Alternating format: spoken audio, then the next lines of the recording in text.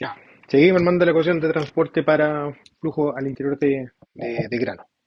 En el video anterior llegué a que dnc a dt más d a dx de n por la velocidad poro por c es igual a d a dx de n por el coeficiente efectivo por dc a dx. ¿Ya?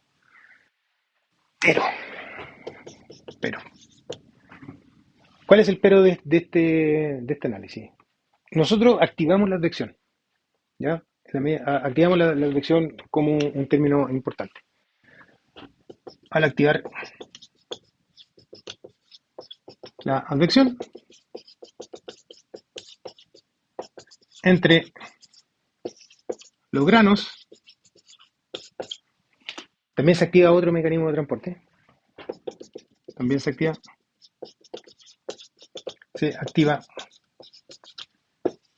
la dispersión mecánica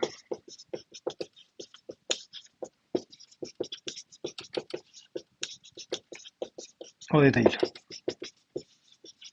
¿Ya? Y eso último no lo mencioné en el video pasado. Está bien que no lo haya mencionado. ¿Ya? Vamos construyendo de a poquitito. Y eso reconoce que si estamos ahora, por muy granos que nosotros tengamos, ¿ya? Al interior de estos granos se genera un perfil de velocidades, que tiene que reconocer de que la velocidad es cero para todo el fluido que está en contacto con los granos y es máxima generalmente al medio de los canales. Entonces, si nosotros reconocemos la existencia de este perfil de, de velocidades que se genera al interior de los mismos granos, también tenemos que reconocer de que aparece un nuevo mecanismo de transporte, porque nosotros insisto, nosotros no estamos resolviendo cuánto vale la concentración en cada uno de estos puntos de acá, sino que estamos promediando sobre todos los granos, estamos promediando sobre el agua que está dentro de la matriz de grano. Entonces ya estamos trabajando sobre esta idea de valores promedios espaciales. Estamos promediando sobre secciones de escurrimiento, estamos promediando sobre todo lo que está ocurriendo al interior de los granos, pero en ese promedio tenemos que reconocer de que existe este coeficiente de se activa este mecanismo de dispersión, producto de un perfil de velocidades inducido porque la velocidad es cero por el fluido que está en contacto con los granos y es máxima en cero. Entonces, cuando estamos hablando de la difusión, en general, este coeficiente de difusión tiene una parte de coeficiente de difusión efectivo que ocurre siempre en ausencia de movimiento del fluido, más una dispersión mecánica,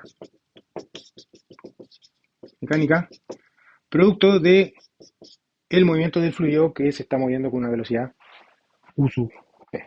¿Ya? Si tenemos este problema de aquí, en general se obtiene que el, este de su L, ¿ya? Que es el coeficiente de dispersión mecánica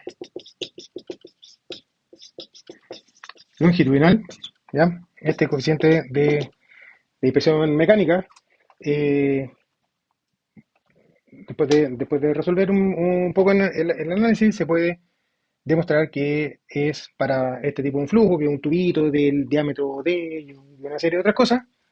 Este coeficiente de dispersión mecánica se puede decir que es proporcional a la velocidad del poro al cuadrado por el diámetro de los poros, que sería el diámetro D al cuadrado dividido por 192, chaya, por el coeficiente de difusión. Entonces, de alguna manera, este coeficiente de dispersión mecánica que está activado por el valor de U sub P es proporcional a la velocidad. Mientras mayor es la velocidad del poro, mayor es el coeficiente de dispersión mecánica. ¿Ya? Y es también de alguna manera proporcional al valor del D. ¿Ya?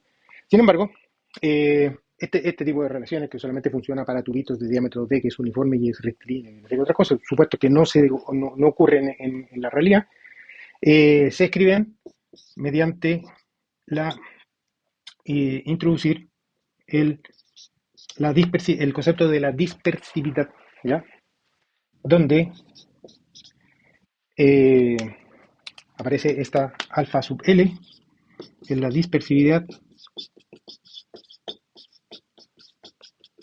longitudinal y entendiendo por longitudinales a lo largo del eje X, donde ocurre el flujo. ¿Ya? Y aparece las unidades de la dispersividad, tiene unidades de longitud. ¿Ya? Si estamos hablando de tubitos perfectos, la dispersividad es UP por T cuadrado dividido por 192D. ¿Ya? Pero eso no necesariamente ocurre, sino que lo que se ha observado es que eh,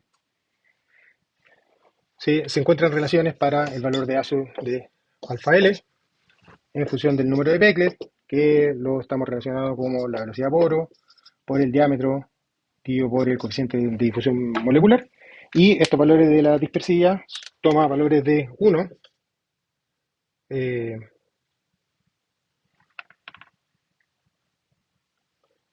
no, miento. Esto es el coeficiente F más el de su L dividido por el de molecular.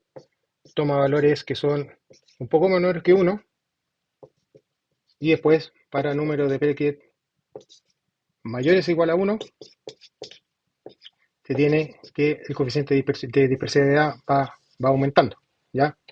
Reconociendo el hecho de que estos coeficientes de difusión dependen de alguna manera de la velocidad al cuadrado, entonces hay una relación no lineal que me permite calcular cuánto vale el coeficiente de difusión efectivo, que es el coeficiente de difusión efectivo más la dispersión longitudinal, adimensionalizado por el coeficiente de difusión molecular, D. Es un número que para valores de Becquerel que sean chicos, toma valor igual a la tortuosidad, que es cercano a 1, ¿ya? Y para números de Becquerel que crecen mayores que 1, aumenta el valor de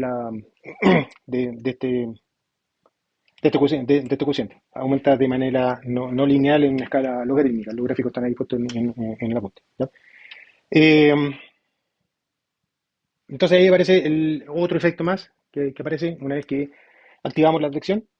Es una detección que ocurre al interior de los granos, de los poros, mejor dicho, y al interior de estos granos, de los poros, se generan un perfil de velocidad y una vez que se activa ese perfil de velocidad, tenemos que reconocer que se activa el mecanismo de transporte por dispersión mecánica o dispersión de Taylor, que ya lo vimos, que para tubitos perfectos tiene relaciones más o menos conocidas, pero en la práctica se encuentran relaciones para este coeficiente de difusión característico del flujo en la dirección longitudinal, que incluye la efectividad corregido por toxicidad, pero hay que agregar este término de la dispersión mecánica de suelo.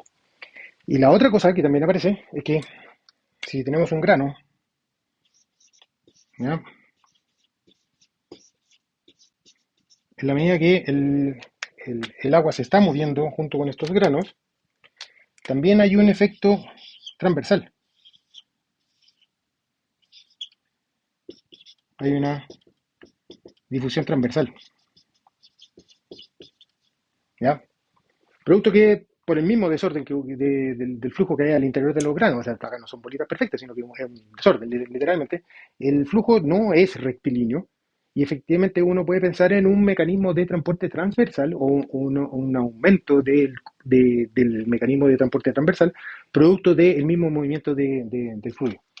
Entonces, sobre esta misma idea se define, aparece un coeficiente de difusión transversal, ¿ya? Perpendicular al flujo medio, si yo tengo el flujo en este sentido, también aparece un efecto de la detección en la dirección perpendicular, que va a estar dado por el coeficiente de difusión efectivo, más ahora un coeficiente, una dispersividad transversal, que también es proporcional a la velocidad de poro, y de manera análoga a este gráfico de acá, también es posible encontrar relaciones que me digan ahora cuánto vale el coeficiente de dispersión transversal dividido por el coeficiente de difusión molecular, que también sigue relaciones no lineales para números de Becquerel mayores que 1. ¿Ya?